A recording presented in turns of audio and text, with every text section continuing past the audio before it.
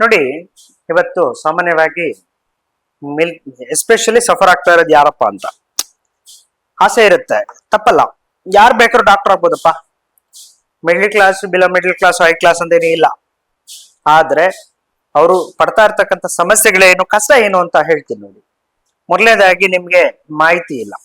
Education loan ಕೊಡ್ಲೇಬೇಕು ಅಂತ government ಇಂದ rule ಇದೆ. ಬಟ್ ಅದನ್ನ ಹೆಂಗ್ ತಗೋಬೇಕು ಅನ್ನೋದ್ರೆ ನಿಮ್ ಮಾಹಿತಿ ಇಲ್ಲ, ಆಯ್ತಲ್ವಾ? ಆದ್ರೆ ನಾನ್ ಹೇಳೋದು, ಅದಕ್ಕೆ ಮಿನಿಮಮ್ ಡಾಕ್ಯುಮೆಂಟೇಶನ್ಸ್ ಬೇಕೇ ಬೇಕು.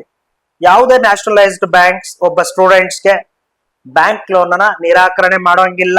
ಇದು ಸ್ಪಷ್ಟವಾಗಿ ಉಲ್ಲೇಖ ಆಗಿದೆ. ನಾನ್ ಬೇಕಾದ್ರೆ ಲೀಗಲ್ ಆಗಿ ಫೈಟ್ ಮಾಡಿ ಕೊಡಿಸ್ತೀನಪ್ಪ, ಆಯ್ತಾ? ಎನಿ ನ್ಯಾಷನಲೈಸ್ಡ್ ಬ್ಯಾಂಕ್ಸ್ ಇರ್ಬೋದು, ಪ್ರೈವೇಟ್ ಬ್ಯಾಂಕ್ಸ್ ಇರ್ಬೋದು, ಅದ್ರ ಬಗ್ಗೆ ಏನೇನ್ ಡಾಕ್ಯುಮೆಂಟ್ಸ್ ಬೇಕು ಅಂತಕ್ಕಂಥ ಸಂಪೂರ್ಣ ಮಾಹಿತಿನ ಕೊಡ್ತೀನಿ.